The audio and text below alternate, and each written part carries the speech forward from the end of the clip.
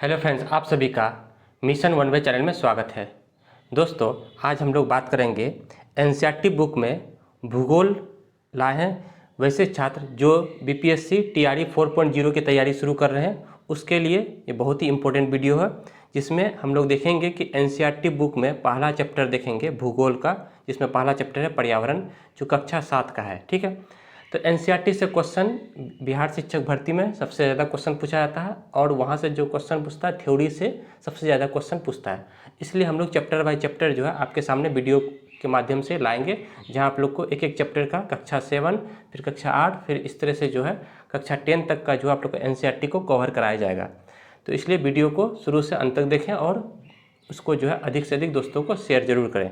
ठीक है दोस्तों, आइए शुरू करते हैं। हमारा पर्यावरण पहला जो है भूगोल कक्षा 7 का ये चैप्टर है, क्लास 7 का है। हमारा पर्यावरण पहला चैप्टर है भूगोल। ठीक है, और ये एनसीईआरटी पूरा एनसीईआरटी का जो है बेस्ट है। ठीक है, इसमें पहला चैप्टर है पर्यावरण में कि इसमें देखिए, लंबी छुट्टियों के बाद जब रवि स्कूल जा रहा था तब उसने देखा कि उसके स्कूल के निकट के खेल के मैदान में खुदाई हो गई। वहीं एक मैदान उनके खेलने के लिए वहां पर था। लोगों ने बताया कि वहां अनेक फ्लैटों वाली एक बड़ी इमारत बनेगी। जब रवि को समझ में आया कि मुलायम घास, गेंदे के फूल तथा तितलियां वाली विशाल मैदान अब हमेशा के लिए नष्ट हो चुका है, तो उसके आंखों में आंसू झलकने लगे। ये चैप्टर है पर्यावरण, जिसमें पर्यावरण के बारे में समझाया गया कि पर्यावरण में किस प्रकार से कौन कौन से घटक है जो पर्यावरण को प्रदूषित कर रहे हैं और कौन कौन से घटक है जो पर्यावरण को जो है किस प्रकार से हानि पहुंचाते हैं। तो ये पर्यावरण से संबंधित चैप्टर है जहाँ से क्वेश्चन बन सकता है। ठीक है, उसने यह बात अपने सहपाठियों को बताई। सुबह की सभा में प्रधानाचार्य ने बहुत उदासी से कहा, देखो कैसे हमारा पर्यावरण बदल रहा है। कक्षा में पहुंचकर रवि ने अपने शिक्षक से पूछा, पर्यावरण क्या है? जो कुछ भी अपने आसपास देखते हैं उसे हम लोग क्या कहते हैं? पर्यावरण कहते हैं। पर्यावरण किसे कहते हैं? जो हम अपने आसपास के चारों ओर जो वस्तुएं को देखते हैं उसे हम लोग क्या कहते हैं? पर्यावरण कहते हैं। ठीक है, रवि कहने लगे, इसका अर्थ ये है स्कूल, भवन, मेज, कक्षा में रखी कुर्सियाँ, यहाँ तक कि खुला मैदान, सड़क, कूड़ा करकट, मेरे दोस्त, ये सभी हमारे पर्यावरण के क्या है? अंग है। ये सभी पर्यावरण के अंग हैं जिन्हें हम देखते हैं अपने चारों ओर। ये सभी पर्यावरण के क्या है? अंग हैं। हमारे चारों ओर के वातावरण को हम लोग क्या बोलते हैं? पर्यावरण कहते हैं। ठीक है, हाँ, शिक्षक ने कहा, लेकिन जरा रुको, कुछ वस्तुओं का निर्माण प्रकृति ने किया। पर्यावरण में अगर देखा जाए तो कुछ वस्तुओं का निर्माण कौन करता है? प्रकृति के द्वारा होता है, और कुछ वस्तुओं का निर्माण मानव निर्मित द्वारा होता है। जैसे पर्वत हो गया, नदियाँ, पेड़, प्राणी, ये सभी जो है एक क्या है? प्राकृतिक पर्यावरण के घटक हैं, यानी प्राकृतिक पर्यावरण के वस्तुएं हैं। जबकि अन्य का निर्माण मानव के द्वारा किया गया, जैसे सड़क हो गया, कार, कपड़े, किताब, ये सभी जो है मानव के द्वारा बनाए गए पर्यावरण की वस्तुएं हैं जो पर्यावरण में उपस्थित है। तो पर्यावरण जो है दो तरह से निर्मित हुआ है, एक मानव द्वारा निर्मित वस्तुओं के द्वारा और एक प्राकृतिक निर्मित वस्तुओं के द्वारा। प्राकृतिक निर्मित वस्तुओं में पहाड़, नदियाँ, ठीक है, पर्वत, उसके बाद आपका पेड़ पौधे, सजीव, है ना, ये सभी प्राकृतिक पर्यावरण की वस्तुएं हैं। जबकि मानव निर्मित में अगर हम लोग बात करते हैं तो मानव निर्मित में आपका हो जाएगा भवन, इमारत, सड़क, ठीक है, उसके बाद कार, कपड़े, उद्योग, ये सभी जो है मानव निर्मित द्वारा पर्यावरण की वस्तुएं हैं। अब दो दो छात्र मिलकर कार्य कीजिए।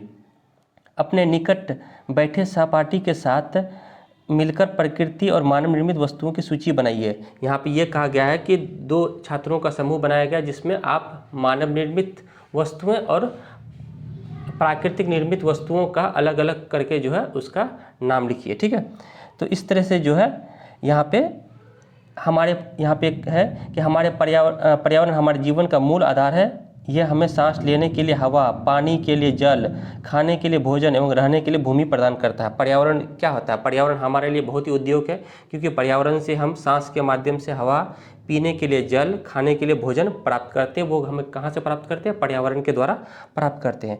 मानव इस प्राकृतिक पर्यावरण में कैसे परिवर्तन करता है? मानव इस प्राकृतिक पर्यावरण में कैसे परिवर्तन करता है? कार का धुआं वायु को प्रदूषित करता है। कार से जो धुआं निकलता है वो पर्यावरण को क्या करता है? प्रदूषित करता है। पानी को पात्र में एकत्रित किया जाता है, भोजन के को बर्तनों में परोसा जाता है और भूमि पर कारखानों का निर्माण होता है। इस तरह से मानव कार मिल कारखानों और बर्तनों का निर्माण करते हैं। इस प्रकार मानव प्राकृतिक पर्यावरण में परिवर्तन करता है। इस प्रकार हम देखते हैं कि पर्यावरण में किस प्रकार परिवर्तन होता है। तो पर्यावरण में मानव जो है वस्तुओं का क्या करते हैं, निर्माण करते हैं। जब वस्तुओं का निर्माण करते हैं तो पर्यावरण में परिवर्तन होता है। ठीक है, तो क्वेश्चन जो है इसी से पूछता है, आपका थ्योरी से ही क्वेश्चन पूछता है, इसलिए इसको समझते हुए चलिए। ठीक है, आगे है रवि, परमजीत, जस्सी, मुस्तफ़ा, आशा सभी ये सूची बनाने के लिए उत्सुक थे। इकबाल ने पूछा, हमारा पर्यावरण क्यों बदल रहा है? शिक्षक ने उत्तर दिया, ऐसा हमारी ज़रूरतों के कारण ये दिन प्रतिदिन बढ़ती रहती है। उसने पूछा कि आखिर पर्यावरण क्यों बदल रहा है? तो यह मानव की ज़रूरतों के हिसाब से पर्यावरण में क्या कर रहा है, परिवर्तन कर रहा है, और पर्यावरण में वस्तुओं का निर्माण करके पर्यावरण में क्या कर रहा है, ये परिवर्तन कर रहा है। ठीक है, यहाँ पे जो है पर्यावरण के घटक हैं। पर्यावरण के कौन कौन से घटक हैं अगर हम लोग देखा जाए तो पर्यावरण के घटक हैं ये। ठीक है, तो पर्यावरण के यहाँ पे दो घटक है, एक हो गया मानव निर्मित घटक, दूसरा हो गया प्राकृतिक घटक। अगर हम लोग बात करते हैं प्राकृतिक घटक में, तो प्राकृतिक घटक में आ जाएगा जलमंडल, जलमंडल में जल आता है, वायुमंडल में वायु आएगा, स्थल मंडल में स्थल, और जीव मंडल में सजीव। तो ये सभी जो है आपका क्या है, ये सभी आपका प्राकृतिक पर्यावरण के घटक हैं। ठीक है, अब हम लोग बात करते हैं मानव निर्मित पर्यावरण के घटक। तो मानव निर्मित यानी मानव के द्वारा बनाए गए पर्यावरण के घटक। ठीक है, जैसे इमारतें मानव बनाते हैं, पार्क, पुल, सड़क, स्मारक और उद्योग, ये सभी जो है क्या है, मानव निर्मित पर्यावरण के घटक हैं। तो पर्यावरण में जो हम वस्तुओं को देखते हैं वो दो रूप में देखते हैं, एक मानव निर्मित वस्तुएं और प्राकृतिक निर्मित वस्तुएं। ठीक है, यदि हम और बात करें कि मानव में कौन कौन से आते हैं, तो मानव में एक व्यक्ति भी, परिवार, समुदाय, धर्म, शैक्षिक, आर्थिक, राजनीतिक स्थिति, ये सभी जो है मानव निर्मित प्राकृतिक घटक करते हैं। ठीक है, इसीलिए हम प्राकृतिक वातावरण में परिवर्तन करते हैं और कभी कभी उसे नष्ट भी कर देते हैं, और हम उसे कभी कभी क्या कर देते हैं, नष्ट कर देते हैं, जो वस्तुएं हम बनाते हैं। अगर हम बात करते हैं कि सजीव प्राणियों का संसार, जैसे पादप एवं जंतु, ये सभी क्या है, सजीव वस्तुएं हैं। पादप और जंतु सजीव वस्तुओं का संसार है। निर्जीव वस्तुओं का संसार अगर बात करते हैं तो वो स्थल मंडल हो गया, स्थल। ठीक है, ऊपर के वार्तालाप से आप समझ गए होंगे कि किसी भी जीवित प्राणी के चारों ओर पाए जाने वाले लोग, स्थान, वस्तुएं एवं प्रकृति को हम लोग क्या बोलते हैं, पर्यावरण कहते हैं। ठीक है, तो पर्यावरण का यहाँ परिभाषा ये भी कर सकते हैं कि हमारे चारों ओर जीवित प्राणियों के चारों ओर पाए जाने वाले जो लोग, स्थान, वस्तुएं और प्राकृतिक संसाधन होते हैं, उसे हम लोग क्या कहते हैं, पर्यावरण कहते हैं। यह प्राकृतिक एवं मानव निर्मित परिघटनाओं का मिश्रण होता है। अभी हम बताएं कि पर्यावरण जो है दो मिश्रित होता है, एक होता है प्राकृतिक और एक होता है मानव निर्मित घटनाओं का ये मिश्रित होता है। प्राकृतिक पर्यावरण में पृथ्वी पर पाए जाने वाले जीवीय और अजीवीय दोनों परिस्थितियां सम्मिलित है। यदि हम बात करते हैं कि पर्यावरण के पृथ्वी में दो तरह के अगर देखा जाए तो एक होता है जीवीय यानी सजीव और दूसरा निर्जीव, यानी दो तरह से जो है पर्यावरण में क्या पाई जाती है, वो परिस्थितियाँ पाई जाती है। ठीक है, जैसे अगर हम लोग बात करते हैं तो पादप हो गया, जंतु हो गया, तो ये सभी सजीव परिस्थितियाँ पाई जाती है, और आपका हो गया जल, हवा, ये सभी जो है क्या है, निर्मित, यानी कि ये सभी निर्जीव वस्तुओं की परिस्थिति हैं। ठीक है, तो पर्यावरण में इस तरह से जीवित और निर्जीव है ना, सजीव और निर्जीव परिस्थितियों का मिश्रण होता है।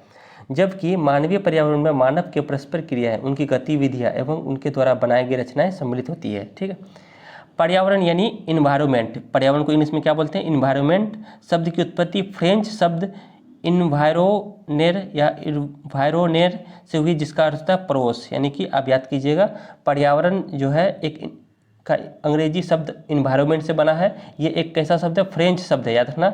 ये जो है इन्वायरमेंट एक फ्रेंच शब्द है जिसका अर्थ होता है पड़ोस, यानी कि आसपास की वस्तुएं।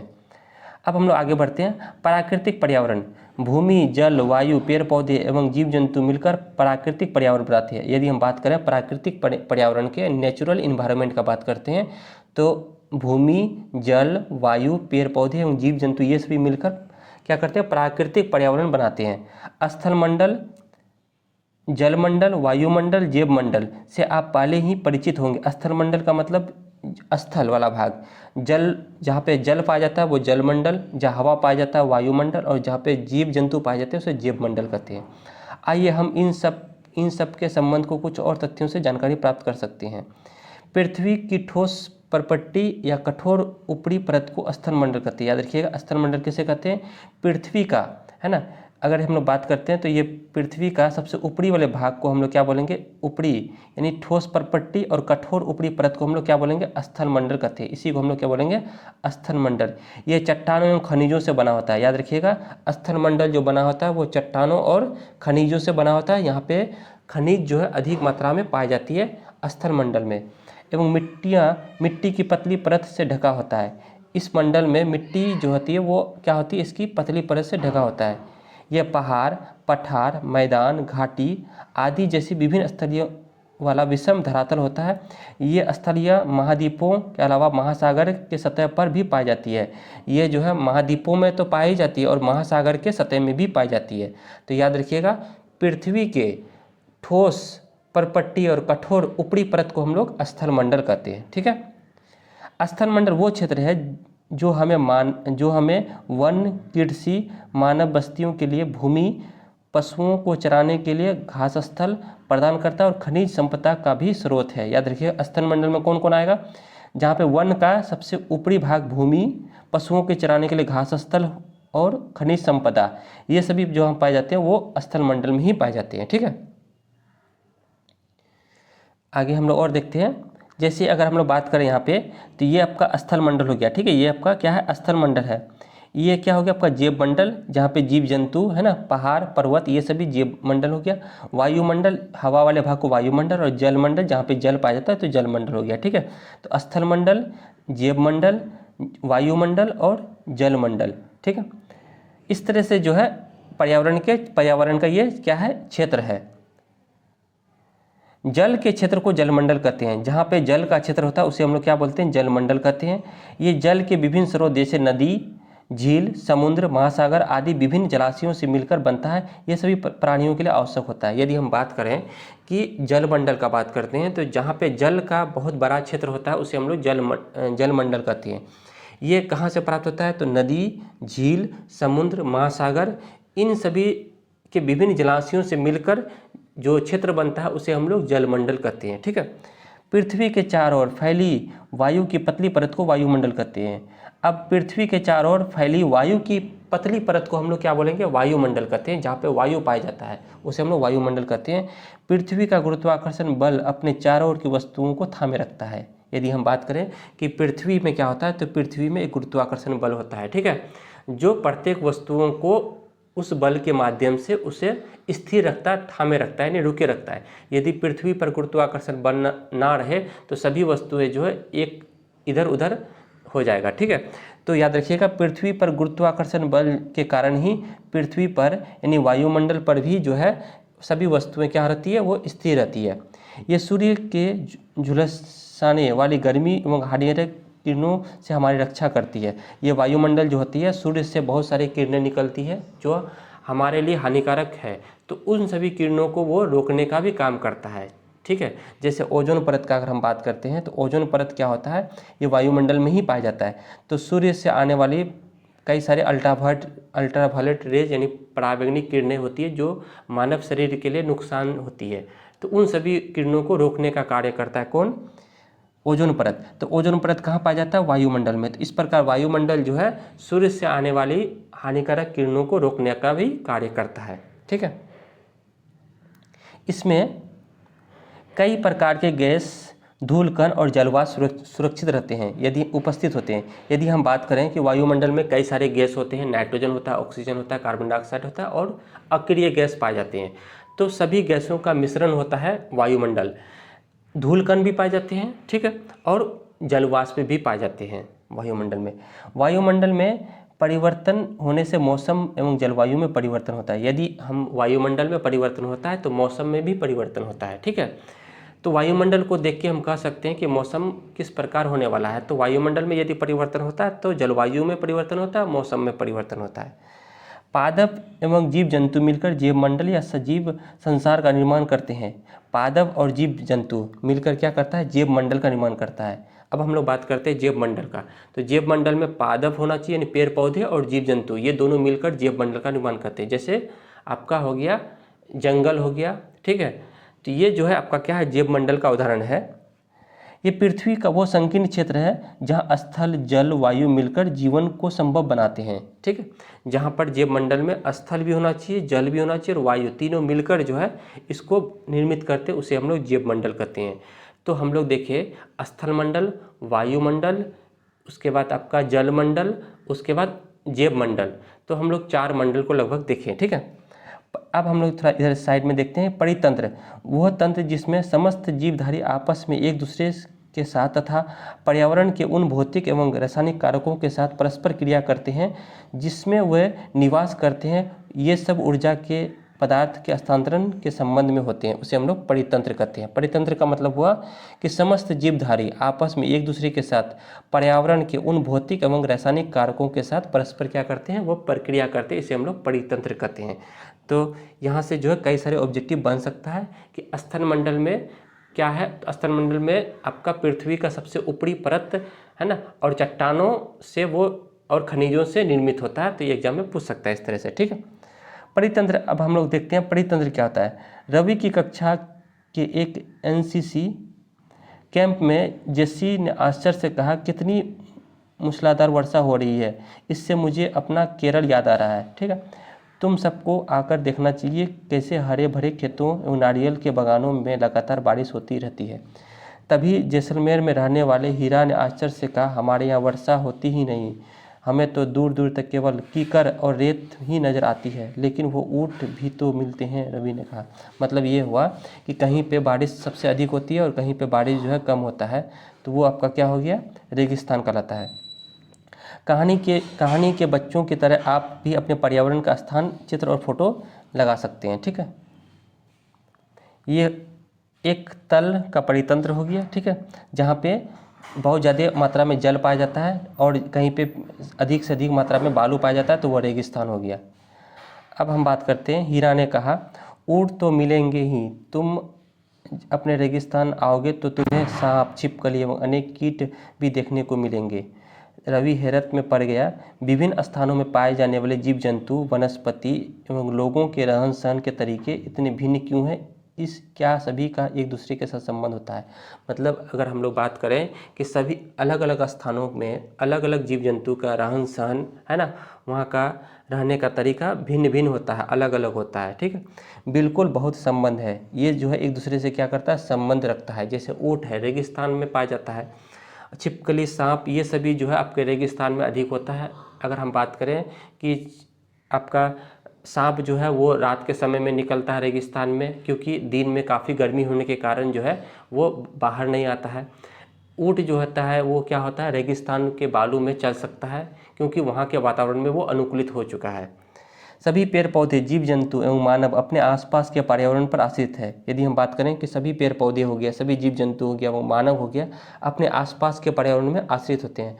प्रायः वो एक दूसरे पर आश्रित है, सभी जो है एक दूसरे पर आश्रित है। जहाँ पे जो जीव जंतु जहाँ रहते हैं, वहाँ के पेड़ पौधे, वहाँ के जीव जंतु, वहाँ के आपका पर्यावरण, वो एक दूसरे के साथ क्या हो जाते हैं, आश्रित हो जाते हैं और एक दूसरे पर वो क्या होते हैं, निर्भर होते हैं। जीवधारियों का आपसी एवं अपने आसपास के पर्यावरण के बीच का संबंध ही परितंत्र का निर्माण करता है। जब आप अपने पर्यावरण के साथ अपने आसपास की बनी वस्तुओं से किस प्रकार से आश्रित हो जाते हैं, तो उसी को हम लोग परितंत्र कहते हैं, एक परितंत्र का निर्माण करती है। अधिक वर्षा वाले वन, घास स्थल, रेगिस्तान, पर्वत, झील, नदी, महासागर एवं छोटे से ताल भी एक परितंत्र हो सकते हैं। परितंत्र को हम लोग समझते हैं बहुत अच्छे से। परितंत्र का मतलब हुआ किसी एक स्थल का जो है एक समूह। जैसे हम लोग यदि बात करें जल स्थल, तो जल स्थल में पेड़ पौधे भी हैं, जीव जंतु भी है, ठीक है, तो वो एक परितंत्र हो गया। यदि हम बात करते हैं जंगल में, तो जंगल में छोटे पौधे भी हैं, बड़े पौधे भी हैं, जानवर भी हैं, पंछी भी रहते हैं, तो वो एक परितंत्र हो गया। तो परितंत्र जो होता है एक समूह होता है जहाँ पे जीव जंतु जो है उस वस्तुओं के साथ वो क्या कर देता है, अपने आप को आश्रित कर लेता है और वहाँ पे अनुकूलित हो जाता है, तो उसे हम लोग क्या बोलते हैं, परितंत्र कहते हैं, ठीक है।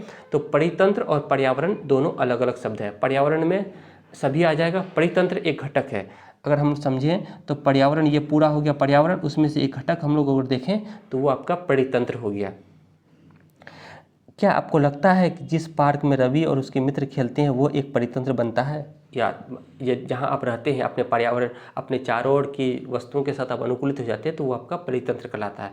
और पर्यावरण जो होता है वो पूरा आपका हो गया, जिसमें सभी मंडल आते हैं, स्थल मंडल, जलमंडल, वायुमंडल और जैव मंडल। ठीक है, चलिए आगे हम बढ़ते हैं। यहाँ पे एक क्वेश्चन बन सकता है कि 5 जून को विश्व पर्यावरण दिवस मनाया जाता है। याद रखिएगा, 5 जून को विश्व पर्यावरण दिवस मनाया जाता है। ठीक है, तो एग्जाम में पूछ सकता है विश्व पर्यावरण दिवस कब मनाया जाता है, तो 5 जून को मनाया जाता है। क्योंकि ये पर्यावरण से संबंधित चैप्टर था तो इसलिए पर्यावरण दिवस जो है आपका विश्व पर्यावरण दिवस 5 जून को मनाया जाता है, जिसमें कम से कम सभी व्यक्तियों को एक से अधिक पेड़ पौधे लगाना चाहिए, ताकि हमारा पर्यावरण जो है क्या रहे, अच्छा रहे, और आपका ग्लोबल वार्मिंग जो है सही रहना चाहिए।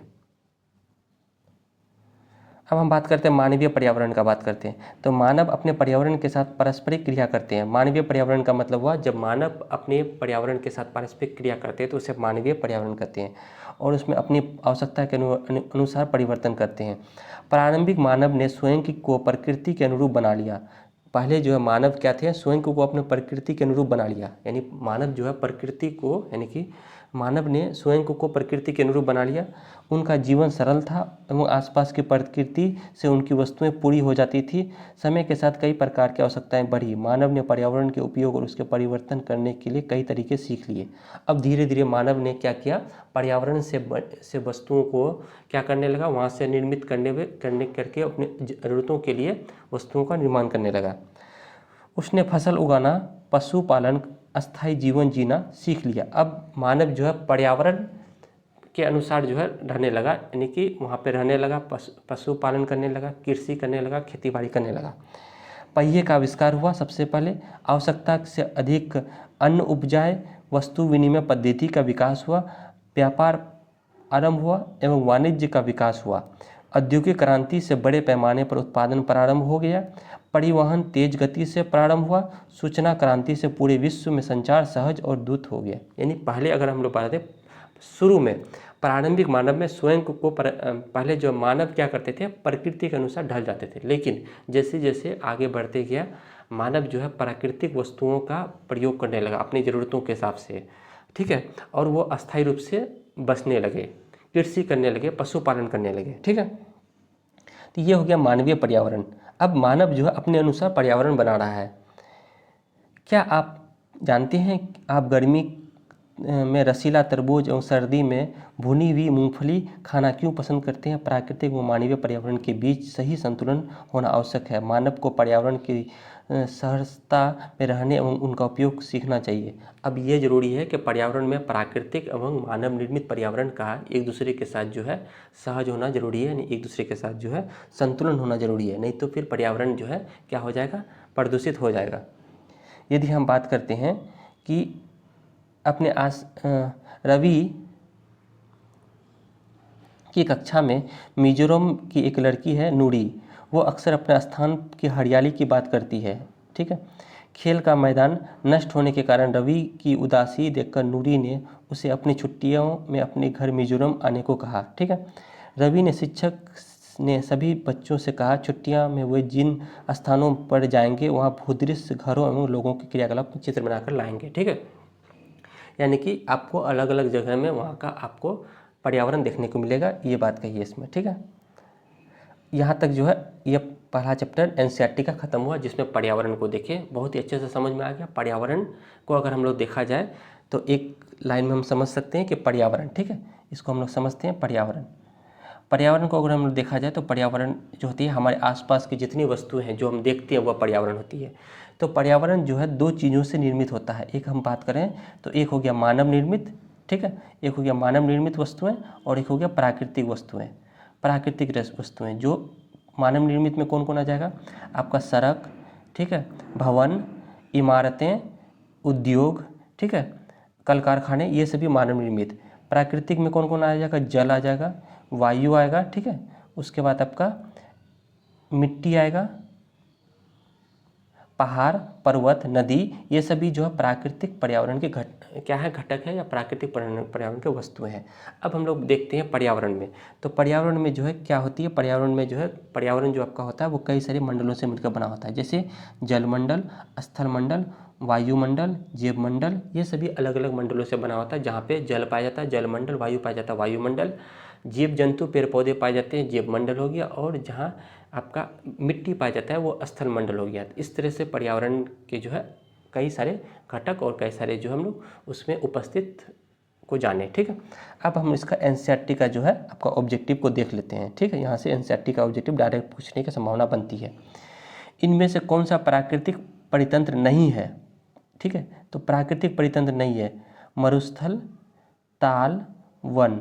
यदि हम पूछें तो प्राकृतिक परितंत्र नहीं बोल रहा है।